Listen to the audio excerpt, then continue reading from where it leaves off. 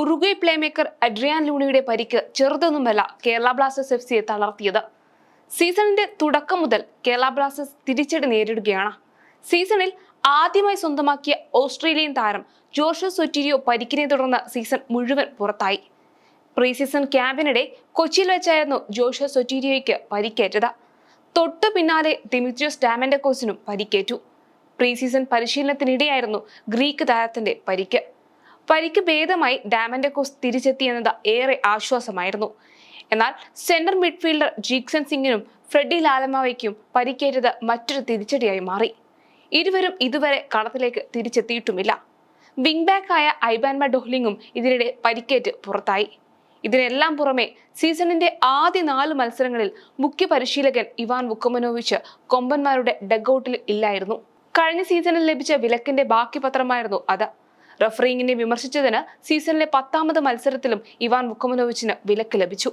ഇതിനെല്ലാം പുറമെയാണ് playmaker Adrian ലൂണയുടെ ഈ പരിക്കും. കേരള ബ്ലാസ്റ്റേഴ്സിന്റെ നായകനായ ലൂണ പുറത്തായത് ഇനിയുള്ള മത്സരങ്ങളിൽ വൻ തിരിച്ചടികൾ ബ്ലാസ്റ്റേഴ്സിന് സമ്മാനിച്ചേക്കും.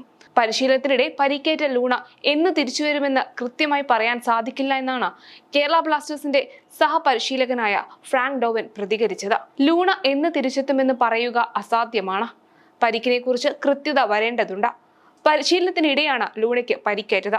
ലൂണയുടെ പരിക്കിനെ കുറിച്ച് ക്ലബ്ബ് വൈകാതെ പ്രസ്താവന ഇറക്കും.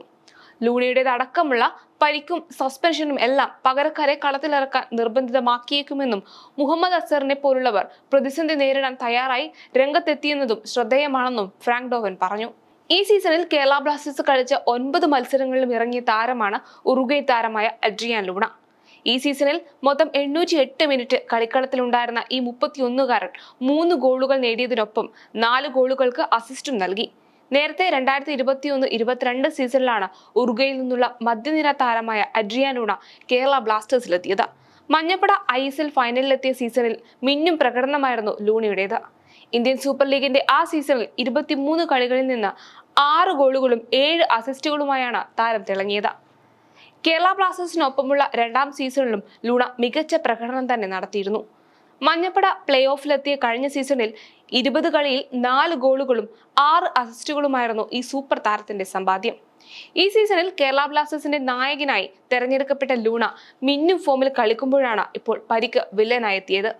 എന്തായാലും ലൂണയ്ക്ക് പകരം ഒരു താരം കേരള ബ്ലാസ്റ്റേഴ്സിന് അനിവാര്യമാണ്. കിരീടം എന്ന സ്വപ്നം യാഥാർത്ഥ്യമാക്കാൻ മഞ്ഞപ്പടയ്ക്ക് ഇനിയും കരുത്തരാവേണ്ടതുണ്ട്.